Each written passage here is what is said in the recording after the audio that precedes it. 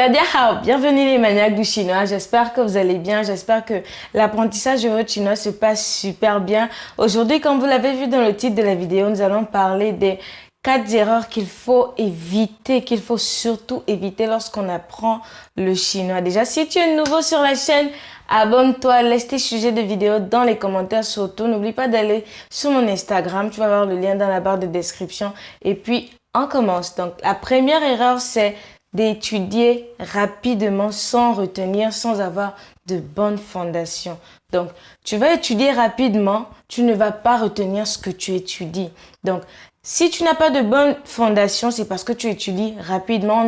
On est dans un monde où les choses vont rapidement, où l'information va rapidement. Donc, ce qui fait que même dans l'apprentissage ou dans les choses qu'on veut construire ou apprendre pour nous-mêmes, on veut aller rapidement au lieu que lorsqu'on veut quelque chose qui en fait d'important on va dire ça comment, qui est important et qui doit rester en nous en fait, qui doit être un plus en nous en général, ça doit prendre un peu plus de temps. Je ne dis pas que le chinois doit prendre un peu plus de temps pour être étudié, non. Je suis en train de dire simplement que si vous voulez vous voulez avoir de bases très solides dans le futur si vous voulez avoir un très bon chinois dans le futur, vous serez obligé là maintenant de vous préparer maintenant, d'avoir de très bonnes bases maintenant.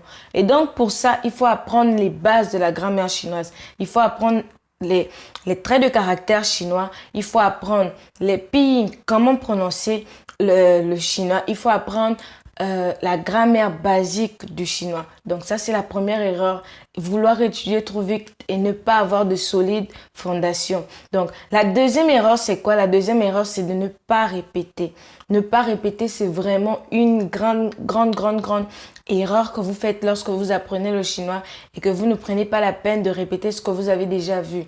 Je dis toujours, je préfère un étudiant en fait qui apprend 2 caractères et qui retient ces 2 caractères en une semaine que de prendre un étudiant qui étudie 200 caractères et ne répète plus ces caractères après.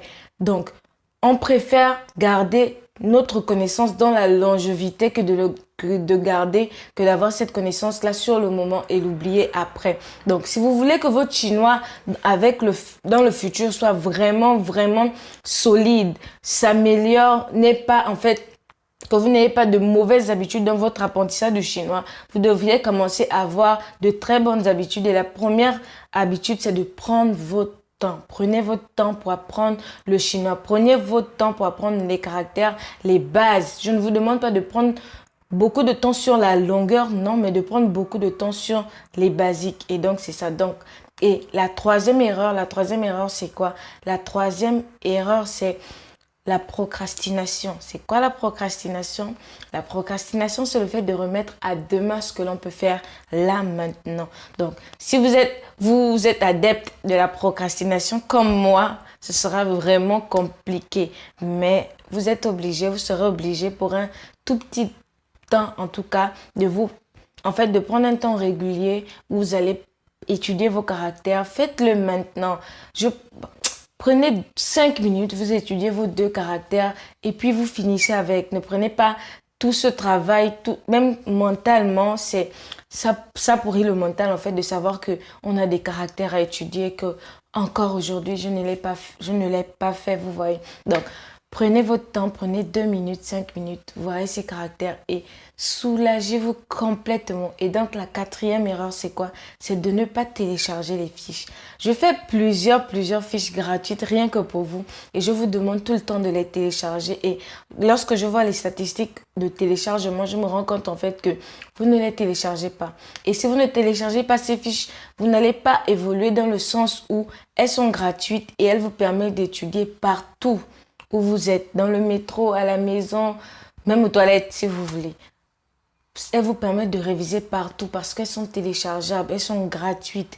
Donc, téléchargez-les. Je vous propose mon guide des 8 règles de grammaire que vous devriez absolument connaître lorsque vous commencez ou bien lorsque vous avez même déjà vous êtes déjà un peu plus avancé dans l'apprentissage de votre chinois. Je vais vous mettre le lien dans la barre de description. Téléchargez-le. Il est à vous. N'oubliez pas de vous abonner, de laisser vos sujets de vidéo dans les commentaires et puis on se dit à la prochaine vidéo. 再见